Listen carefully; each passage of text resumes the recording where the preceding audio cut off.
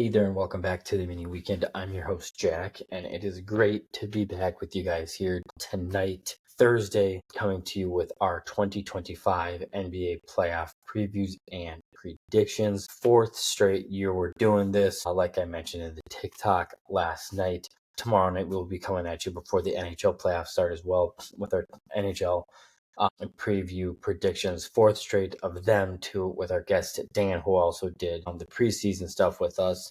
But tonight is me, and I'm super great, super happy to be back with you guys. It should be a fun one. But before we get going, a couple things I thought I'd shout out. So didn't really plan on doing kind of like a soda of the podcast tonight, but over the last, I don't know, probably 2 or 3 months, I've had a decent amount of you reaching out to me about this Bloom. It's a sparkling energy drink. Truthfully, I'm not much of an energy drink person. The most I will do is like a Celsius, if you can call it that. Never really been into the Red Bulls, Monsters. I was at the gas station within the last week.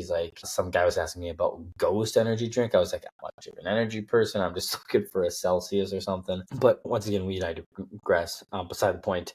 But everybody was raving, talking about Bloom, saying I should try it, and it's not half bad. It's cherry lime flavor, and truthfully, with you guys knowing me, cherry, I love it. I don't get a ton of lime. I get more of like a black cherry taste than a cherry lime, but good nonetheless. If you are a regular listener, from what I understand and from what I've researched for you guys, the Bloom sparkling energy drinks are supposed to be kind of like it's supposed to be what Olipop and like Poppy are to sodas. Bloom is essentially that to energy drinks. 0 grams of sugar. It's got natural energy, boosts your metabolism, supports your mood, has prebiotics, 10 calories in this entire 12-ounce can, 0 juice, apple cider vinegar, positive mood, and helps your mental focus. So, yeah, like I said, not really doing a soda of the podcast, but did want to give you guys a shout out for those of you that recommended Bloom. Tastes really good.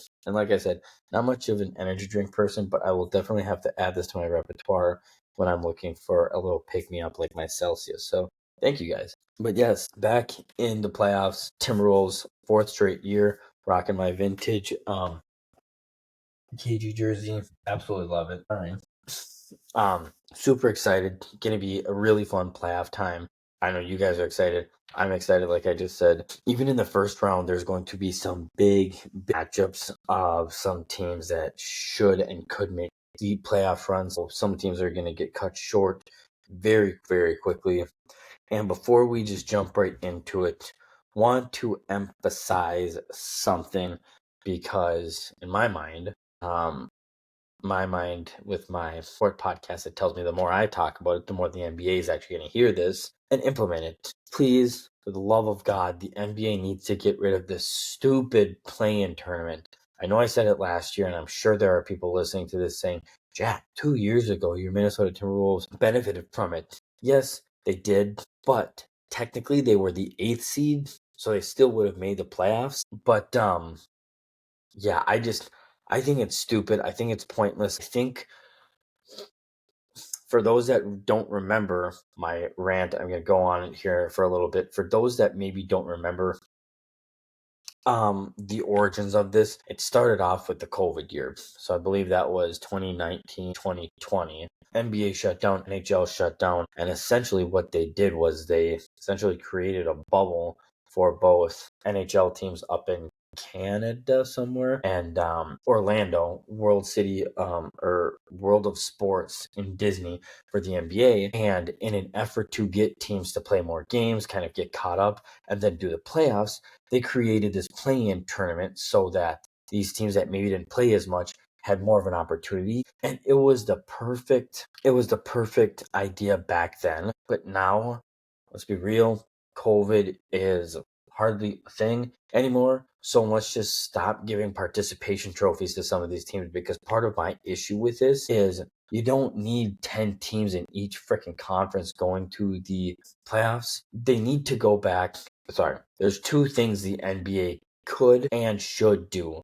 The first one is the easiest one. Go back to how it fucking used to be. 1 through 8, line them up. Boom, just be done with it in both conferences. It's the easiest way. Like I said, I think it's ridiculously stupid that you have two teams that technically get to say they made a playoff appearance, but didn't really play a playoff game. Because essentially what happens is, for those that don't know, 7 and 8 play each other. The winner gets the 7th seed and plays the number 2 seed later in the playoffs. And then the loser waits for the winner of the 9 and 10 game and plays for the 8th seed to play the number 1 seed. Now, I'm trying to remember correctly, and you guys feel free to fact check me. But outside of the bubble in 20, 21, 22, 23, 24, 25. So I want to say, I shouldn't say count this year because it happened yet. Of the last 4 years, I want to say there was 1, maybe 2, 9 or 10 seed that actually made the playoffs. So again, in my mind, it's like the 7 and 8 seeds are making the playoffs anyways. Like, what the fuck, excuse my language, is the point of this play-in tournament? The second option, and I wouldn't mind this option. I wouldn't love this option as much as I would love essentially what they used to do. Is if the league is really that hellbent on letting 20 teams go to the playoffs every single year, they should just adapt the concept that the NFL has, where you give the first 2 seeds, 1 and 2 in the East, 1 and 2 in the West, first round buys, and then you have 3 through 10 play your first round matchups, best of 3, because that just makes sense. And then what I would do, best of 3, so you'd have 3 playing 10, 4 playing 9, 5 playing 8, and 6 playing 7. Then essentially what you do is you do that series, first round series, because it's not quarterfinals yet. First round series, you would do just best of 3, and then after the winners, and then you would reseed. So after that, you'd have the lowest seed, it would play the 1 seed, and then you'd have the second remaining lowest seed would play the 7th seed, and then the other 2 falling in place. And then from there, it would just be bracket style like it usually is. Like I said, I think it's preposterous and ridiculous that we've gotten to this point where this play-in thing is like this huge thing. Again, I know it's a money grab. I know the NHL, I tried to say NHL, NFL, NBA. I know the NBA is hurting for viewership and it's looking for all the money that they can do, all the viewers that they can get. But I think it's just so stupid. It's so stupid to get some of these fan bases' hopes up, just to have them crushed because they can't win and go play the number 1 seeded Oklahoma Thunder or the number 1 or the number 2 seeded Boston Celtics to get sent home right away. Like, I just think it's stupid. Get rid of the play-in tournament. Be done with it. And yeah, I've said my piece. So with that, let's just jump right into it. For those listeners that listen to our 2024-2025 preseason predictions, no, the Minnesota Timberwolves did not get the number 1 seed. I shouldn't say it amazes me, because I think I remember one of the things that Joe and I talked about was the parity that we felt was going to be in the Western Conference this year. And it was unbelievable. I don't think anybody saw the Oklahoma City Thunder taking the step that they did. But outside of the Oklahoma City Thunder, when you look at the final seeds between the Houston Rockets, who finished at 52 and 30, and the number 8 Memphis Grizzlies, there were only 4 games that separated 2 through 8, which is just insane to me and really pisses me off, because the Timberwolves very easily could have been 51 and 31, which would have put them in the 3rd seed, which would have been the difference of beating a Utah Jazz team we had no reason to lose to, and late in the season, and the New Orleans Pelicans without Zion. I'm not going to go down that rabbit hole, but those are 2 easy ones that we should have had. Would have made all the difference. But we have to control what we can control. Playoffs are here, and we're just going to go take care of business, as I say. So with that, Joe and I went over a couple of bold predictions, and we're going to go through those. My first one was that Dante DiVincenzo was going to win 6th Man of the Year, and we were going to... I pulled up the clip, and I essentially said the Minnesota Timberwolves for the 2nd straight year are going to win 6th Man of the Year, but this time it's going to be Dante DiVincenzo. Half of what I said might be true, but the other half probably isn't. Dante DiVincenzo is probably a long shot, and I would be completely shocked if he won it. He did average off the bench 11.7 points per game, 3.7 assists per game, 3.6 rebounds per game, and just over a steal per game. But he did miss about 20 to 22 games this season. The good news is maybe Nas will get it again. I think Peyton Pritchard is a heavy favorite. I think there's somebody on the Cavs. I can't think of the name. Then I think one of the Williams, I think, on Oklahoma City. Anyways, I don't think that one's going to hit, but we're just going to have to wait and see. My second bold prediction was that Anthony Edwards was going to win MVP. Again, we're just going to have to wait and see. Excuse me.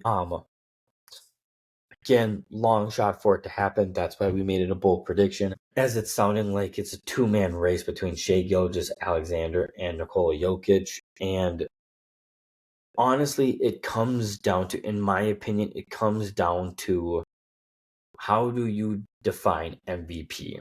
Who is more integral to your team's success? And the difficult thing about this is if you take Shai Gilgeous-Alexander off of the Thunder, this is a team that won 68-14. The guy averaged 32.7 points per game and 6.4 assists per game. The next person on the team was Jalen Williams, who averaged 21 points a game. So if you take Shai off this team, I think this Oklahoma City Thunder is lucky to be a 6 or 7 seed.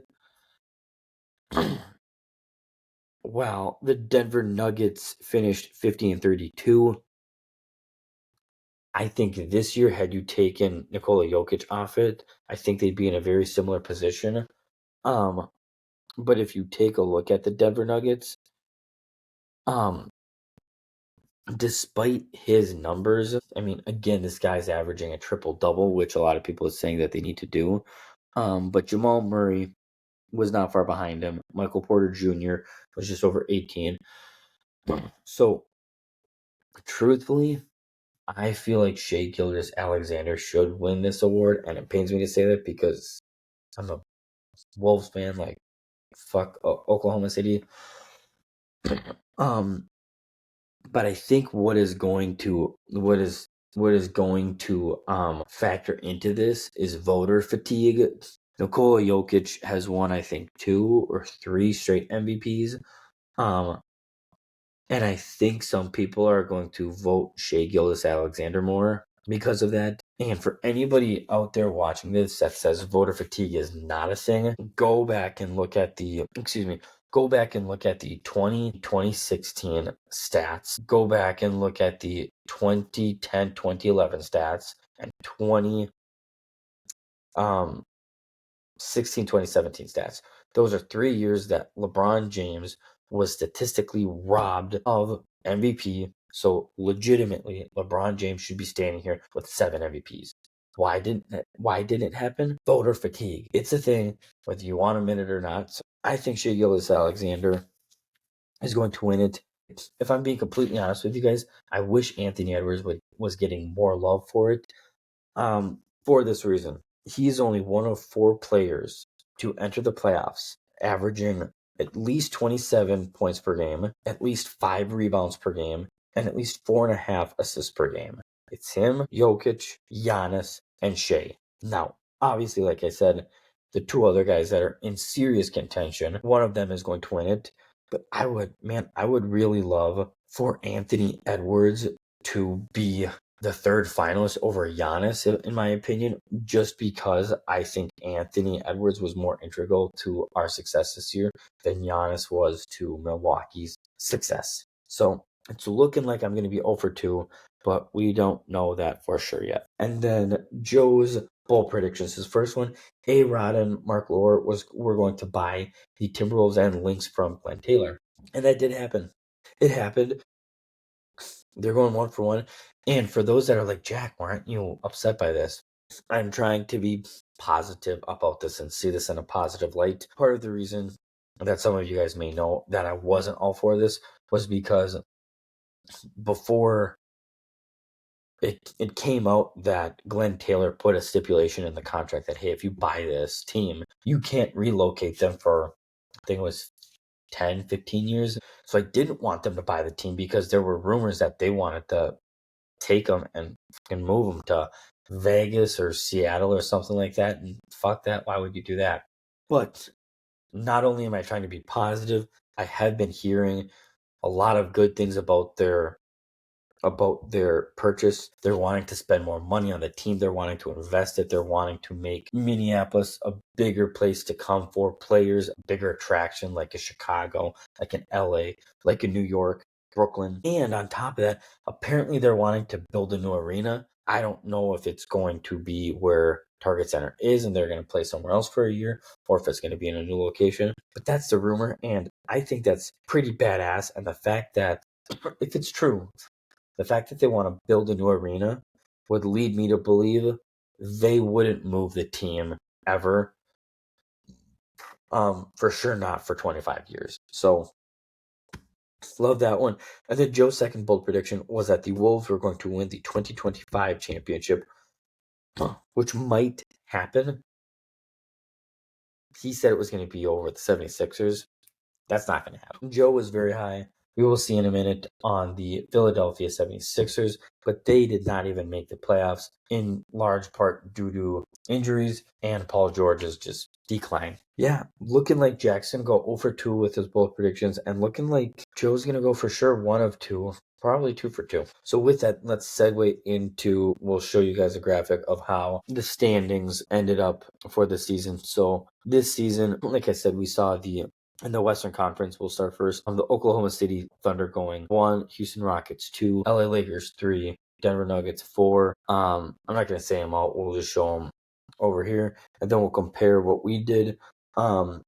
I didn't do terrible. I went 9 for 10 of the teams that made the playoffs, but I was only 3 for 6 in the top 6 teams. Minnesota made it. OKC was pretty close.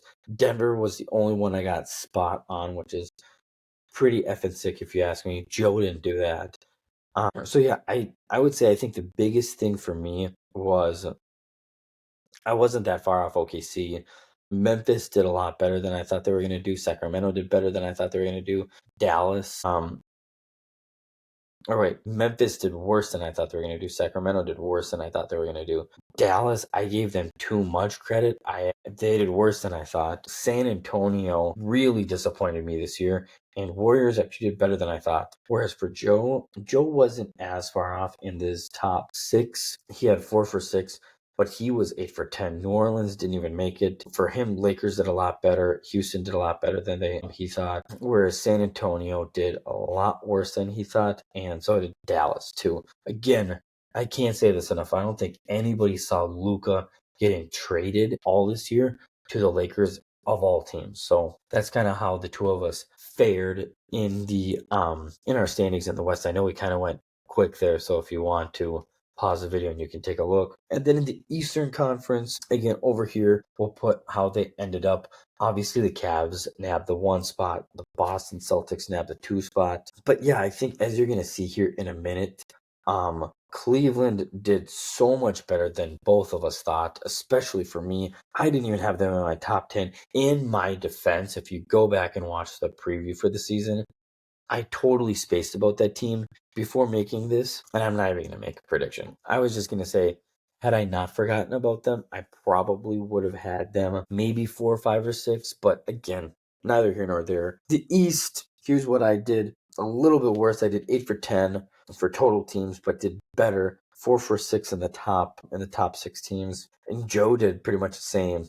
Or before we go into Joe, so the biggest thing for me, I think, was Philadelphia and Charlotte. I wasn't high on Philadelphia. Joe was. Philadelphia did just a little bit worse than I originally thought they were going to. But the biggest thing for me, Cleveland, didn't see that coming. And Miami, again, another scenario where I didn't think anybody saw the Heat and Jimmy Butler thing coming to that disdain. Miami did a lot worse than I anticipated them doing. But for the most part, looking at this, I'm not super upset with how I did the East. I don't follow typically the East as much as I do the West. And I don't think this is bad. I was off for some of these, off by just a couple. I mean, I had Indiana 3, they finished 4. I had New York 4, they finished 3.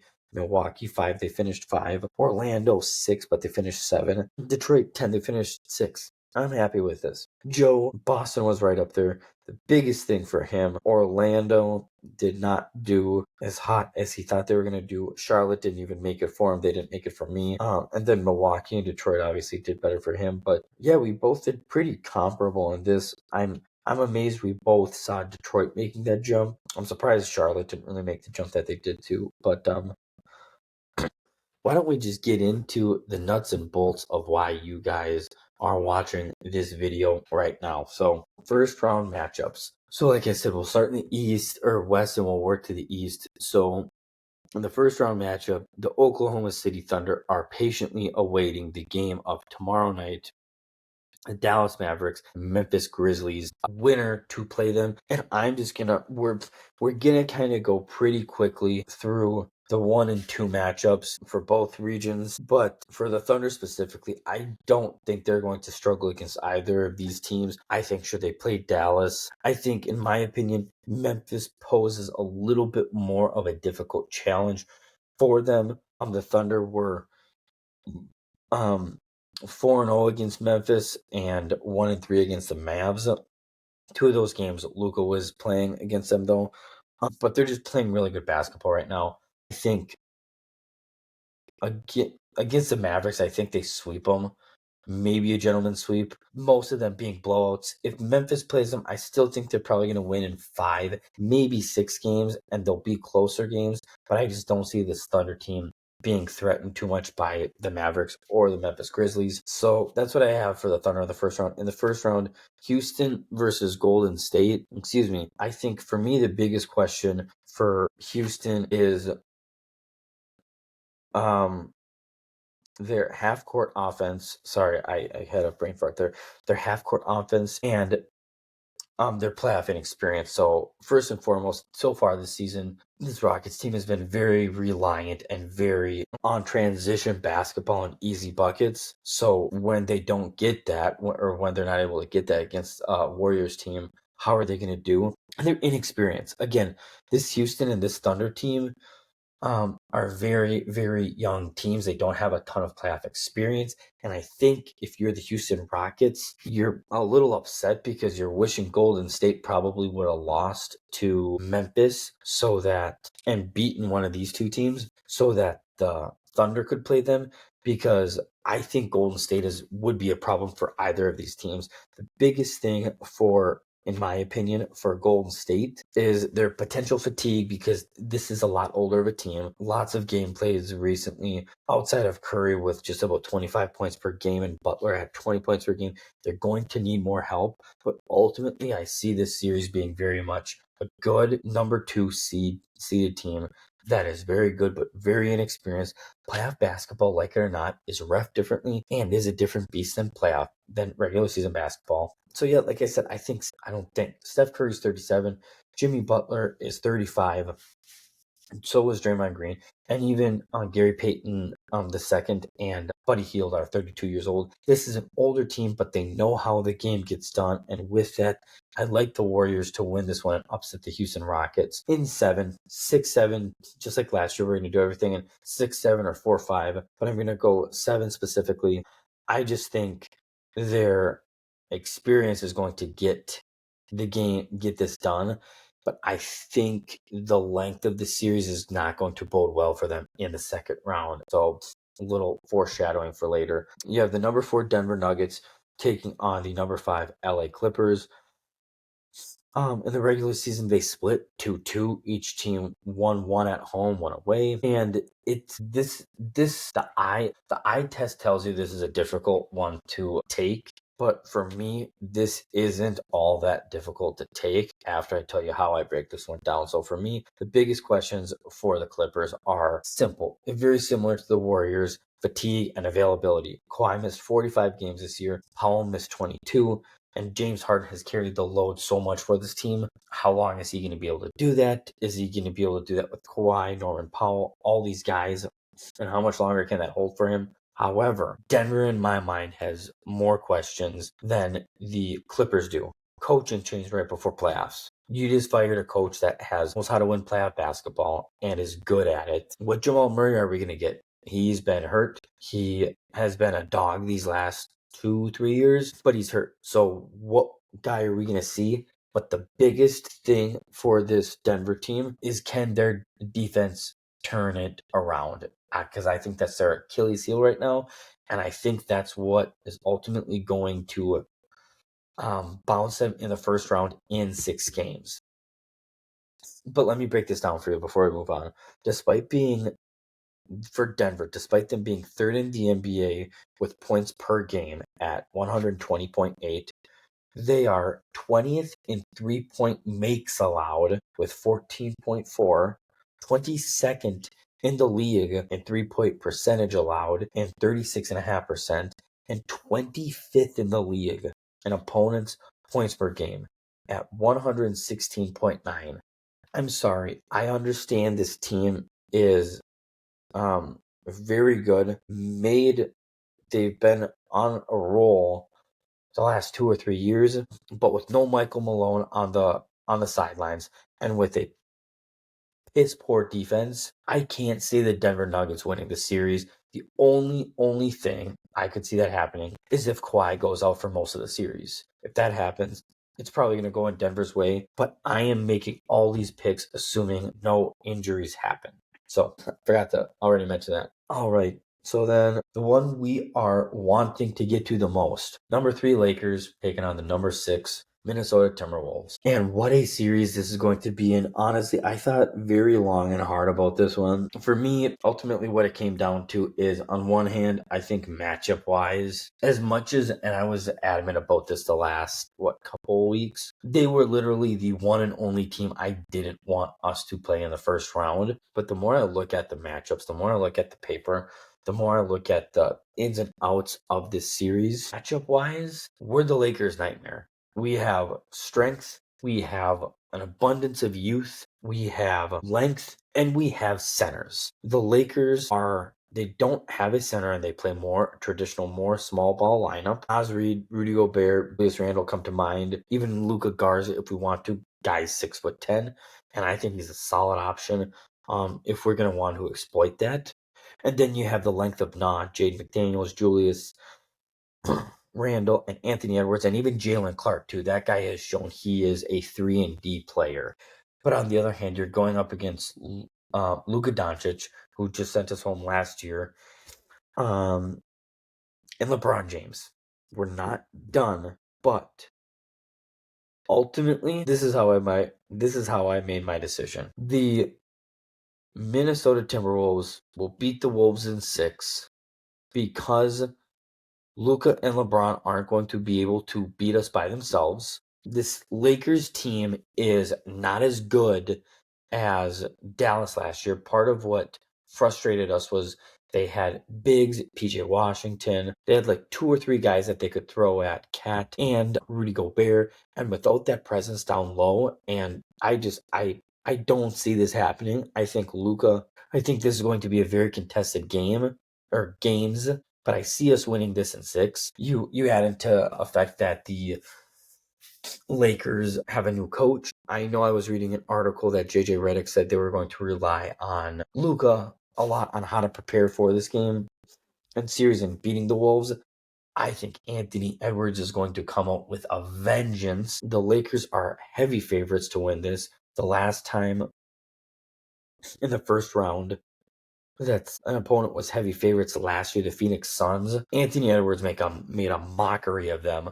I don't think it's going to be an easy series, but like I said, expect the Wolves to come out and play. They're not going to lay down. I think if you're Chris Finch, you have to tell Anthony Edwards and the team, look, it's playoff basketball. We can't get super emotional when we're not getting the calls. There's going to be less calls made. Go out and play your game. And I think the biggest thing also that made me not take the Lakers is Luka's going to be Luka. LeBron's going to be LeBron, even though he's 40, almost 41. But someone else is going to have to step up in a big way if the Lakers are going to win, whether it's Rui, whether it's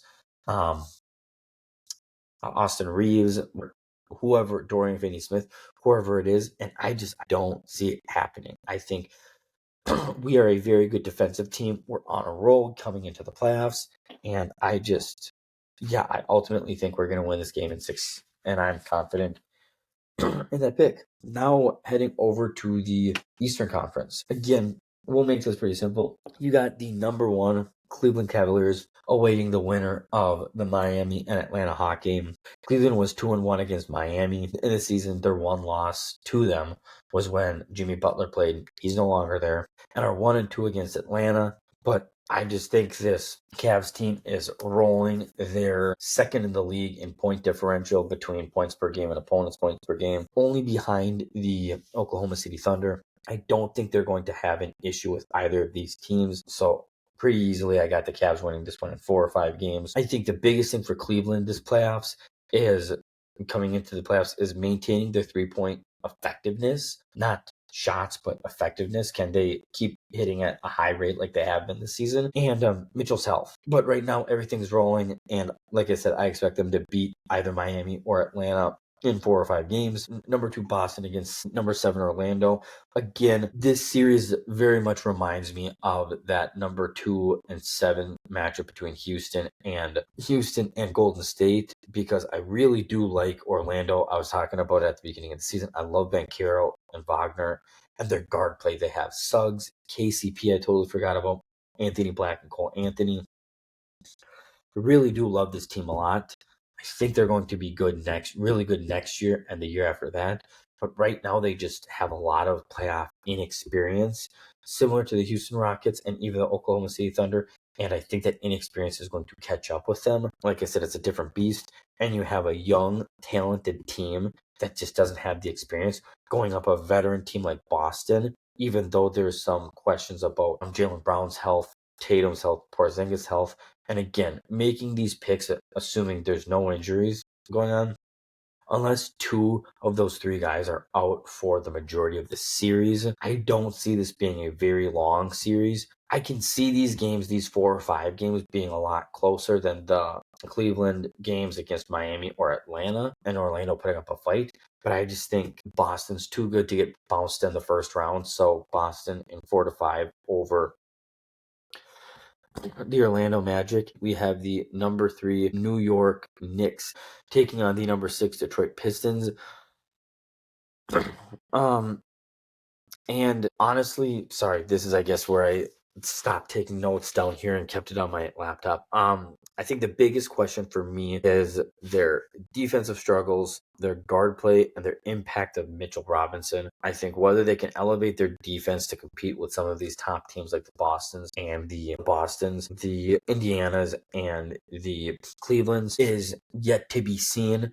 They're solid defensively or offensively. Karl Anthony Towns is there. I think the New York Knicks are going to finally see why we were willing to part ways with him, just his inconsistencies. I think this is going to be a very long series. I think Detroit's going to give them all they can handle. And before I get into my pick, the biggest thing for the Detroit Pistons is Cade Cunningham stepping up.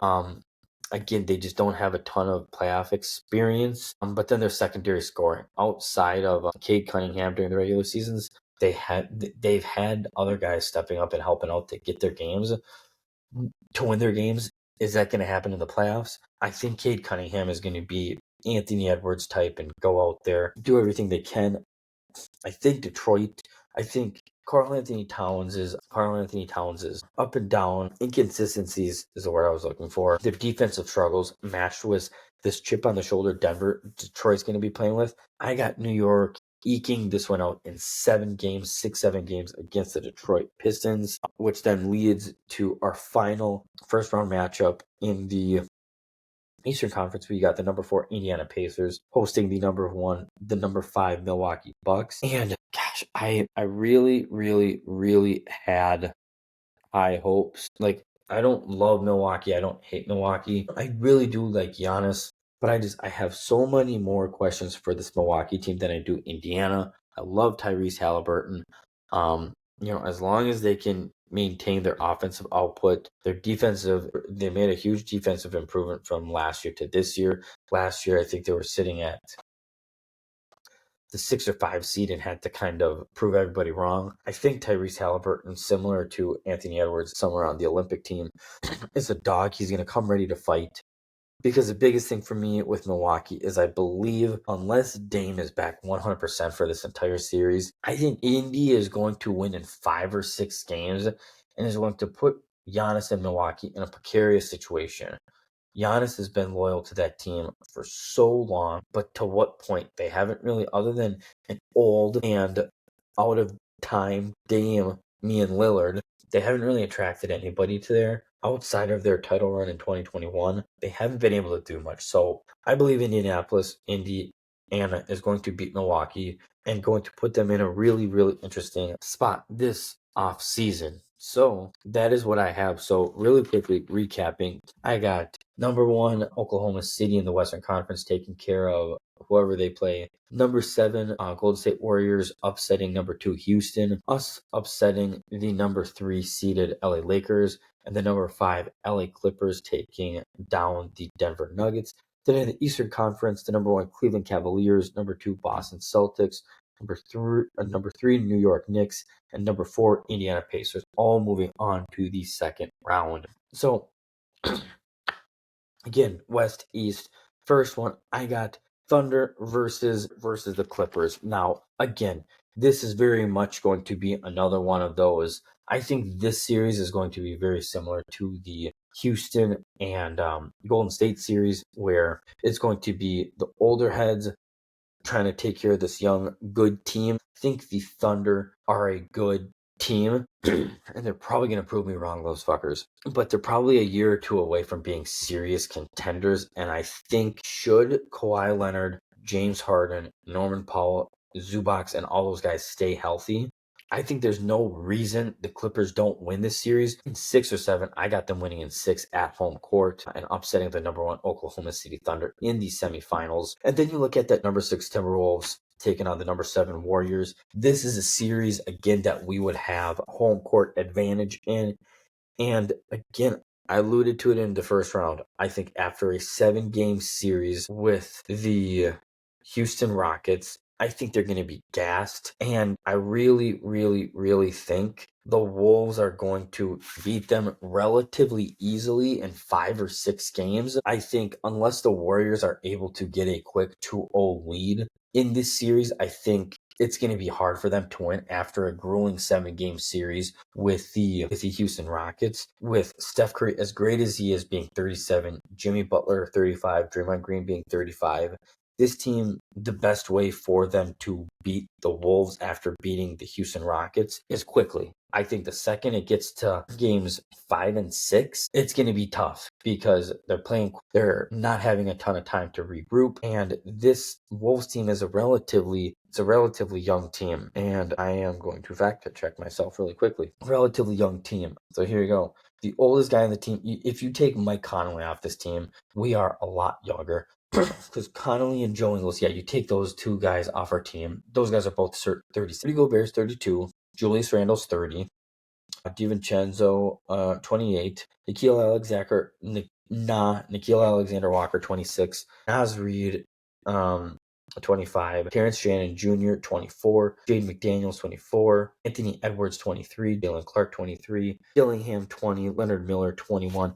This is a young team and has the ability to kind of go rather quickly. So again, this is assuming we play our brand of Minnesota basketball. I don't think I brought up Julius Randle is going to be a big, huge X factor in what we're able to do in that first round, as well as what we're able to do beyond.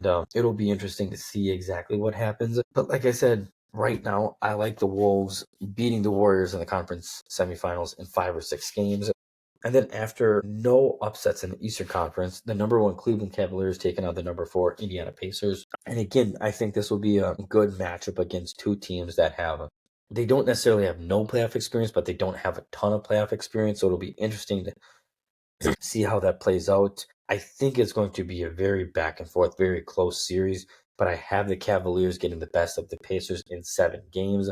I think the 3-point shooting between Darius Garland and Donovan Mitchell is just going to be unstoppable. Tyrese Halliburton, Miles Turner, those guys are going to be hard to beat as well, and it's going to be back and forth. I got the Cavs winning in that 1-7.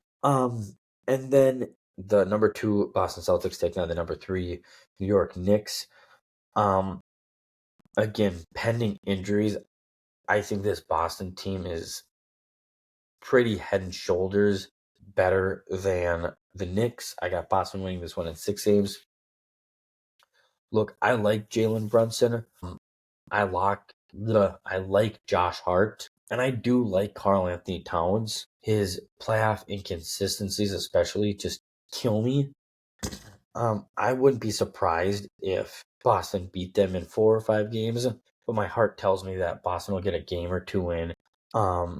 Or Knicks will get a game or 2 in, but Boston will beat them in 6. So that sets up a LA Clippers and a Minnesota Timberwolves Western Conference Finals, and Cleveland Cavaliers and Boston Celtics Eastern Conference Finals. This time I'm actually going to start in the Eastern Conference Finals. Cavaliers in Boston. I'm going to give you my pick first, and then I'm going to explain it. I got the Cleveland Cavaliers beating the Boston Celtics. I think you look at star power and big name players, and Boston has more of that than Cleveland does.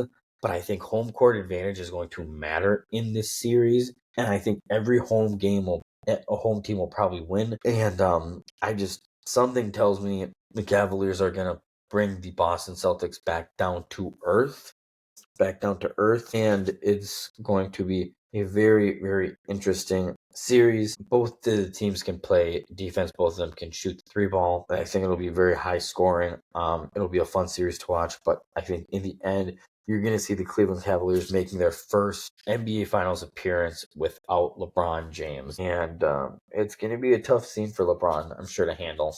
And then in the Western Conference Finals, the number 5 LA Clippers hosting the number 6 Minnesota Timberwolves. Again, this is assuming no injuries, healthy Kawhi, healthy James Harden, healthy Norman Powell, all those guys. This series is very similar last year when I was trying to make the pick between the Dallas Mavericks and us in the Western Conference Finals. And as much as my heart tells me that this Wolves team is capable of winning the NBA championship this year, my head just says it's not our year, and we're only a year, maybe 2 years away from it happening. I think it's going to be a backstreet brawl. I hope I regret this.